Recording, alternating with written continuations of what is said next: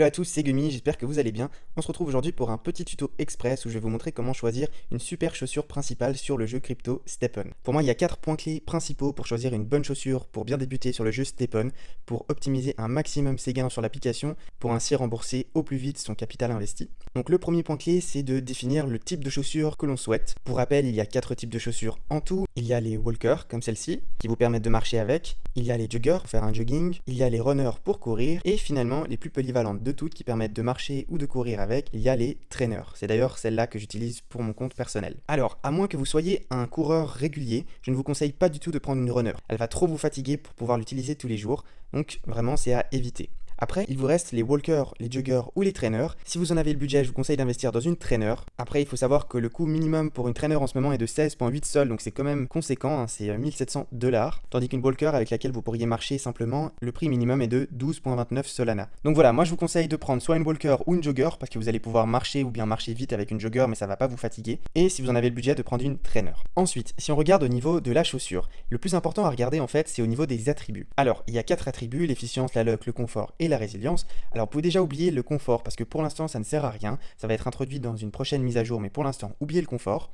La luck, donc la chance, ça peut être utile pour dropper des mystery box, mais là aussi pour une stratégie pour commencer avec une première chaussure principale, c'est pas du tout un attribut important, donc vous pouvez aussi très bien l'oublier. Donc pour finir, il nous reste l'efficience et la résilience. L'attribut le plus important, c'est vraiment l'efficience. Il faut tout miser sur l'efficience parce que c'est cet attribut-là qui va vous faire gagner le plus de GST, d'argent dans le jeu à chaque fois que vous allez marcher avec votre chaussure. Donc quand vous allez regarder des chaussures dans la marketplace, le plus important c'est l'attribut efficience. Vous embêtez pas trop à vouloir trouver à tout prix une chaussure parfaite qui aurait un attribut efficience à 10, c'est assez rare et en plus ça va vous coûter beaucoup plus cher qu'une chaussure de base et au final la différence que vous auriez avec une chaussure avec un attribut efficience par exemple à 6 ou 5, elle sera pas énorme au fur et à mesure que vous allez augmenter de niveau votre chaussure.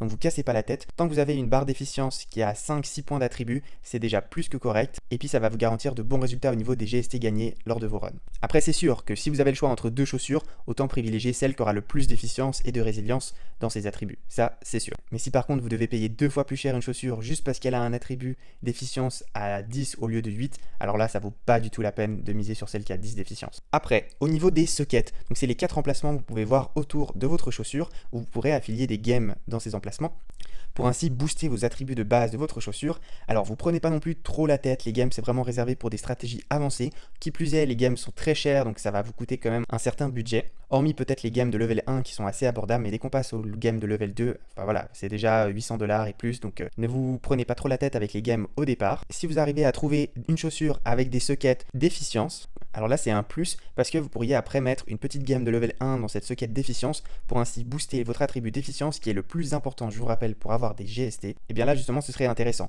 Mais ne soyez pas trop gourmand, ça sert à rien d'avoir 4 sockets d'efficience si vous devez payer 3 fois plus cher la chaussure. Vraiment c'est un bonus, hein. Donc si jamais il y en a, tant mieux, s'il n'y en a pas, tant pis. Concernant la barre des mints, alors pour une chaussure principale, on s'en fiche un peu si la chaussure a beaucoup de mint ou peu de mint. Parce qu'au final, c'est pas vraiment avec une chaussure principale qu'on va minter, donc c'est-à-dire reproduire des chaussures. Donc voilà, là aussi ne vous prenez pas trop la tête. Si elle a 2 mint, bah voilà, ça va. Si elle a 0 mint, tant mieux, c'est un plus. Et puis après, s'il y a une barre de mint à 6 ou 7, si le prix est vraiment très faible, alors là ça vaut clairement la peine, hein. Faut pas se prendre la tête, faut pas être bloqué par une chaussure qui est mintée déjà 6 fois, parce que de toute façon, à partir de 2 mint dans une chaussure, ça vaut plus la peine de la reproduire, ça va vous coûter trop cher en termes de GST. Et puis pour finir, le point clé qui est pour moi le plus important, c'est le level de votre chaussure.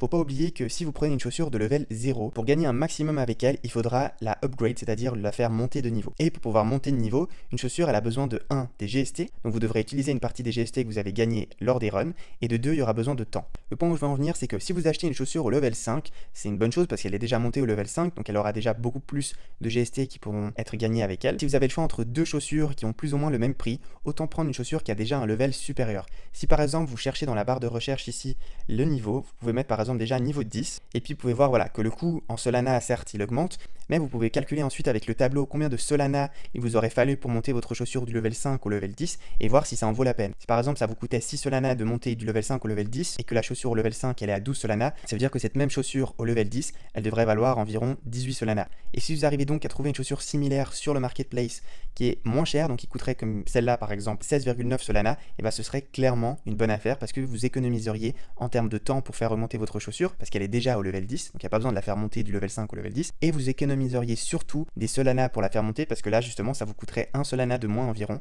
pour l'amener au level 10. Donc ça pour moi c'est vraiment un critère important, et d'ailleurs c'est ce que j'ai fait avec ma dernière chaussure principale, donc c'est celle-là, c'est ma trainer. Je l'ai achetée directement au level 28. Alors c'est sûr qu'elle m'a coûté beaucoup plus cher que si j'avais acheté une trainer au level 0 ou bien au level 5, mais ma stratégie justement c'était quoi? C'était que j'allais tout de suite pouvoir gagner le maximum de GST avec elle parce qu'elle était déjà maxée au level 18. Et du coup j'allais pas devoir attendre encore 17 jours pour pouvoir la faire monter de niveau et de payer tous ces frais de GST pour pouvoir la faire monter de niveau également. Donc ça c'est quelque chose de très important si vous voulez faire du ROI, c'est-à-dire faire un retour sur investissement le plus rapidement possible. Je vous conseille donc de prendre une chaussure si possible qui rentre dans votre budget avec le plus haut level que vous pouvez trouver sur la marketplace, tout en respectant les points clés qu'on a évoqués avant en termes du type de chaussure, l'attribut efficience au maximum avec les sockets en bonus en efficience si vous pouvez en trouver. Donc voilà, on arrive au terme de cette vidéo, j'espère qu'elle t'aura aidé. N'oublie pas de mettre un gros pouce bleu si cette vidéo t'a été utile et de t'abonner à la chaîne pour ne pas louper les suivantes. Je t'invite aussi à rejoindre mon compte Twitter, c'est GummyStephen, où j'y poste toute l'actualité et des astuces sur le jeu. Tu peux me poser toutes tes questions en commentaire, je me ferai un plaisir d'y répondre et on se retrouve à très vite pour la prochaine vidéo. Ciao!